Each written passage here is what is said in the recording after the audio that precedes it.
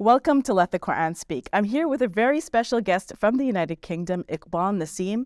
He's a writer, an educator, somebody who helps people to lead God-centric lives. Iqbal, welcome to Let the Quran Speak. I'm so excited to have you here. Thank you. It's a real honor. So Iqbal, I want to talk to you about prayer because one of the things you do is help people to transform their prayer.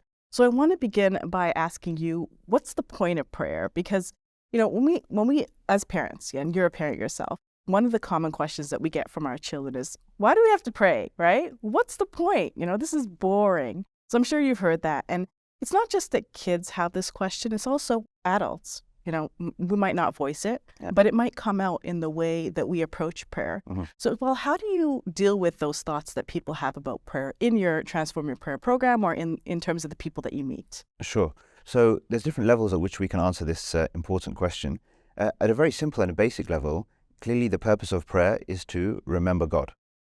We know this from a classic verse in Surah Taha, which is the 20th chapter, where in fact God is addressing Moses and he says, إِنَّنِي أَنَا اللَّهُ لَا إِلَهَ إِلَّا أَنَا فَاعْبُدْنِي وَأَقِمِ الصَّلَاةَ لِذِكْرِي. I am God, there is no God but me, so worship me, serve me, and keep up the prayer, establish the prayer, لِذِكْرِي, for the purposes of my remembrance. Mm-hmm. I like to connect that particular verse with two other verses which draw the connection between prayer, remembrance, the contentment of the heart, and our eventual entry into paradise. Mm-hmm. So we know if the purpose of prayer is to remember God, we know elsewhere, أَلَا بِذِكْرِ اللَّهِ تَطْمَئِنُّ الْقُلُوبِ. It is not by remembering God that the hearts find طُمَأْنِينَ, this contentment, this tranquility. Mm-hmm. And then we know, of course, from the end of Surah Al-Fajr, that Allah addresses the contented soul. يَا أَيَّتُهَا النَّفْسُ الْمُطْمَئِنَّةِ, O you contented soul, إِرْجِعِي إِلَىٰ رَبِّكِ رَاضِيَةً مَرْضِيَّةً. Now return now to your Lord in a state where you are pleased with Him and He is pleased with you. فَادْخُلِي فِي عِبَادِي وَادْخُلِي جَنَّتِي. Enter now amongst my servants and enter my garden. So we can say at the foundation of this is of course it's our opportunity to worship, to thank, but fundamentally to remember our Lord, to stay mindful of Him throughout the day, throughout the night. Mm-hmm. How does prayer help us do that, Iqbal? Okay, well it's very simple actually, because how do we maintain that connection with anyone? And maybe the word connection is an important one here that relates, because linguistically, one of the key meanings of the word salah is connection. Uh-huh. So what are we doing? Aqimu salah. If you linguistically translate that, you're just saying establish the connection, right? Uh-huh. And so how do we do that with each other? I always like to think about that. I always like to encourage people to think about how do you relate, connect with other human beings. And actually the prayer just represents exactly the same principles. You are entering into a formal meeting with your Lord. Uh-huh. And so just as we know that in order to keep up the connection with each other, we might have regular check-ins, calls, meetings, etc. We're effectively just shutting out the world for some brief moments in the day. Our day and night is punctuated with these moments. I like to think about it sometimes as if we're almost entering into a capsule, right? Shut off, even if we're alongside others, but it's our own sort of space now, sacred space, where we are entering into this realm of engagement and communication. That's a critical word, a communication with our Lord, where we convey and we say things to Him, but also we receive. And that's another thing which is, I think, oftentimes missing from people's understanding or experience of prayer. That it's not just about what you're saying and doing, but actually there is a lot to receive and to gain at the same time. Mm-hmm. Because people think, okay, I'm praying to God, but I'm not getting anything back, right? Yeah. When you think of communicating with somebody, that's or right. building a relationship, yes. There's communication, right? Yes. There's talk back and forth. Yes. Well, but the obvious counter to that is the fact that when we recite from the Quran, what are we reciting? Mm-hmm. When we let the Quran speak, yes, we're letting right. our Lord speak to us, you see. And this is the point, is that when we actually, in the Fatiha, for example, we ask God for guidance, ihdina sirat al-mustaqim, the first response to that request is in our recitation of the Quran subsequent to the Fatiha. Mm-hmm. We are now taking in guidance. So even though we are giving expression to it, it is a speech of our Lord. It should be a moment of sort of receipt as well, if you like, or us receiving. And that speaks for the whole prayer actually, because the Quran is full of verses that talk about the benefits of prayer, the immediate, tangible benefits of prayer in this life. And that's something I also like to emphasize. The problem with many people's experience of prayer, or the motivation for prayer, if people are honest, a lot of the reason why people actually pray is out of fear. Yes. They're worried that if I don't pray, I will be punished. Mm-hmm, mm-hmm. They're not worried about what they'll miss out on in this life, nor are they really particularly clear about what the benefits are for them right now in this life. And so that's why I like to emphasize these things, actually, because these are the things that Allah emphasizes. I actually think if you look at all of the verses where salah is mentioned, you will actually get more of a sense that Allah Himself chooses to emphasize not the reward in the hereafter as much as the benefits for you right here and now. So I like to say to people, look, reward in the hereafter is an incentive, but it's not the reason. The reason for salah actually is a lot more tangible, and you would experience it straight away, starting with what we've already mentioned, which is this inner state of contentment. And there is no human being except that they want that. And so I say to the person that, look, if you want to know, if you want sort of a fulfilled, purposeful, satisfied life, you want to be content, you want to be calm, right? Then there is nothing you will do in your life beyond this prayer that will give you that has a potential to give you that. There's something in it. How do you think the prayer gives you contentment? Yeah. Okay. So look, I think it is through this engagement and communication with your Lord fundamentally. When we give expression to praising our Lord, to thanking Him, to bow and prostrate before Him, these are all us, if you like, representing and giving expression to, like, reminding ourselves about who we are.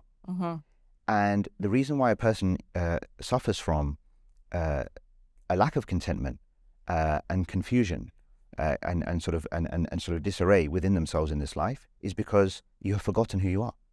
You have forgotten where you come from. You've forgotten where you're going, and your life is not aligned with your claims. Let's say, so even if we affirm, yes, I'm created, yes, I'm going to go back to my Lord, yes, there is accountability, but to what extent does your life truly reflect that? The way you start to build that is you start with the prayer. You orient your prayer. You align your prayer. You kind of get your prayer to kind of make sense, meaning that the prayer doesn't make sense if it's not a meaningful expression of words, if you don't feel it, if you're not actually present, if it doesn't feel like a sort of two-way engagement, if it's just mechanics, right, or basically physical exercise, then it's actually just tiring and a bit sort of is demotivating, and that's why people don't want to do it. So you build that kind of alignment and that connection and that contentment by actually having as a truly meaningful experience. Iqbal, one of the really unique things about Islam is the 5 daily prayers, right? Most other religions don't have that sort of consistent prayer which breaks up your day, right? So sometimes Muslims can find that very annoying, Yes. because you're doing something, you're working, and you've got to break, and you might be in an exam, but you've got to break to pray, right? Yes. So how do you think, what do you think is the purpose of that? Sure. So I think there's what sort of benefit could it offer us, and could it offer society as well? Yeah, absolutely. I'll mention 2 things. So number one is the fact that whenever somebody says that, absolutely naturally, I mean, we've all felt this, I'm sure, whether or not we will confess it. I mean, I'll confess it, that at times one feels that, why am I having to pray again now? I've just prayed, especially in certain parts of the world where at certain times of the year, the prayers become very bunched up and they come, very quickly in succession after each other. So I always say to a person, you know what, and I think to myself, this is literally the practice that I kind of would do, is that I just look at my hand. I look at one hand and I think to myself, in the last even half an hour, 2 hours, whatever, even if it's a short time that's passed from the previous prayer, like, I've used my hand to do so many things, right? It's enabled me to do so many things. Just as one aspect of me. I mean, let alone all of the other countless elements of the faculties, the blessings, the things that I enjoy and experience, all the things that, we enjoy but we forget about. Is it not just for the half an hour, 2 hours, 3 hours, whatever it might be, period of time that I've been able to use these blessings and faculties, is it not appropriate that I give thanks? And I can always conclude by thinking it is appropriate. Like, it does make sense. It's not too much, in fact. And I say to people also, if you add up all of the time that it takes you to complete your obligatory prayers in the day, actually for most people, I've polled hundreds of people on this just to kind of gather some of this data, right? On average, most people spend 30 to 40 minutes in prayer in 24 hours. That's like 2%. It's a little bit like zakah, right? Interestingly. Yeah. They say salah is a zakat of time. That's a nice way to think about it, right? You're spending like 2% of your time in prayer. In your mind, it's like 20, 30, 40%. It feels more burdensome than in truth it is. Yes. But, so I think that gratitude point is critical. One other point I'll mention, just in terms of the effect of prayer, why, with the wisdom of it being so regular and so consistent, is because because it's this idea of when you want to orient your whole life towards Allah, that consistent moments of checking back in. So I give like an analogy of it's like when you're going on a mountain climb, and every so often you're going to stop to take a break, just refocus. If anyone's actually climbed a mountain, done a sort of a challenging hike of sorts, which life is, فَلَقْتَحَمَ الْعَقَبَةَ, right? They haven't taken the steep climb of life. Then you know that to motivate yourself, every so often you're going to have to stop and refocus and think about the end point, and that's what keeps you going, right? What motivates you to keep to go through is those moments where you stop and you think about the end, you think about getting to the end, about getting to the summit. So for us, it's like that. The prayer forces that directness of really thinking, fast forwarding to the end point, almost replaying the meeting with your Lord that you actually intend and want to have in the next life, face to face, so to speak. And that is a great motivator then to get the rest of your life in order. Because when you fix your prayer, you fix the rest of your life. You orient the rest of your life. Inna salati wa nusuki wa mahyaya wa mamati lillahi rabbil alameen. My prayer, my sacrifices, but then my living and my dying are all for Allah, Lord of all that exists. So if you want your full life to be a devotion to God, it starts with prayer. Beautiful. Iqbal, if people prayed, right? People, whether Muslim or not, if they prayed, how do you think that would change society as a whole? Yeah, great question. I love this topic because I think this is such a missing component of the way we understand prayer. You see, prayer is the cornerstone of social action. That's how I see it. Let's look at some verses that can give us an indication of this. In fact, if we go back to the verse that we quoted at the beginning, where Allah is telling Musa, God is addressing Moses, and he's saying, keep up the prayer for my remembrance. What's the context of that? What's going on there? That just comes before a whole series of verses where Moses is being told, now you have a big mission to go and accomplish, right? That verse is the 14th verse. You have a whole series of back and forth, the famous supplication of Moses where he says, my Lord, lift up my heart, Rabbi shrah li sadri, make my affairs easy, unlock the knot in my tongue, etc. Give me support. He's keen to fulfill this. He feels afraid, clearly, right? But a few verses later, when they've had the back and forth has happened, what does Allah say? اذهبا أنت وأخوك بآياتي ولا تنيا في ذكري. Now go, you and your brother, Moses and Aaron, go with my signs, right? Go to Pharaoh, go and fulfill this huge task, right? This unthinkable kind of task at that point in time for a man with a stick in the middle of the desert, right? But go now, ولا تنيا في ذكري. Just make sure, don't let off, don't slacken in my remembrance. What was that remembrance? Fundamentally the salah, but then obviously what comes from that. The point being is that the salah should energize us to do something in this life. Luqman's advice to his son, Ya bunay, aqim salah, establish the prayer, then what comes? Enjoin the good, forbid what is wrong. Wasbir ala ma asabak. Now show steadfastness about what will afflict you on the way. But again, what's the starting point? Get that solid connection with your Lord, and then in the name of your Lord, for the sake and cause of your Lord, go and do something that brings benefit in society. There's a wonderful couple of verses. We know famously, Inna salata tanha anil fahshai wal munkar, that prayer forbids immorality and wrongdoing. I mean, that's the answer to the question, right? Like, how does it affect society? Well, if that's the case, all immorality and wrongdoing in society is a result of people's disconnection from their Lord, which you can see in their disconnection or the lack of occurrence of the prayer. So the more prayerful a society, both in terms of consistency and in quality, will result in people and individually and collectively then being in a much better place. Now what's interesting there is that prayer is personified. Prayer prevents it. Look at this, and I'll close with this one. This is a subtle kind of a reference, but really powerful one, I think. Shu'aib, one of the famous prophets, is addressing his people, calling them, as all prophets did, to worship the one true God, but also telling them not to be corrupt in their financial dealings.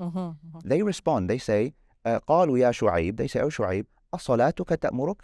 Like, is it your prayer that's commanding you أن نترك ما يعبد آباؤنا, that we should abandon and leave what our forefathers were worshipping, أو أن نفعل في أموالنا ما نشاء, or that we should now, like, that we're not allowed to basically do what we want with our wealth, right? And then they say, إنك لا أنت الحليم الرشيد, like, you're a tolerant and sensible person, like, why are you saying this? But it's so interesting that they say, is it your prayer? Like, they're so bewildered, like, why is this person who we've known since he's young, all of a sudden, the only thing we can see different about him all of a sudden is that he's becoming a lot more prayerful. Like, we observe him in this practice and he's worshipping. Like, and they're so confused as to why is he causing a fuss? Because you see, believers challenge the status quo when the status quo is corrupt. And so you go from being a person of prayer to a person of bringing about reform. And the irony of the question in that case was, yeah, absolutely. It is my prayer that's giving me the confidence to come to you, the people, and challenge you in a respectful way, in a good way, but in a determined way to improve for the better. Because in the next verse it says, "In uridu illa al-islah mastata'at." All I want is islah, is reform, as much as I'm able to bring it about. Where did he get the motivation and the power? From prayer, from that connection with his Lord. I hope we'll be able to improve our prayer as a collective community so that people can ask us that question. You know, Yeah, absolutely. Is it your prayer Yeah, that's making you absolutely. do these Yes, things? exactly. Thank you for your time. No, thank you. The most effective and far-reaching dawah we can do these days is on social media. That's why we're developing the Muslim Media Hub. We're harnessing the power of media to spread the message of Islam. Please support this project at QuranSpeaks.com and share in the reward from God.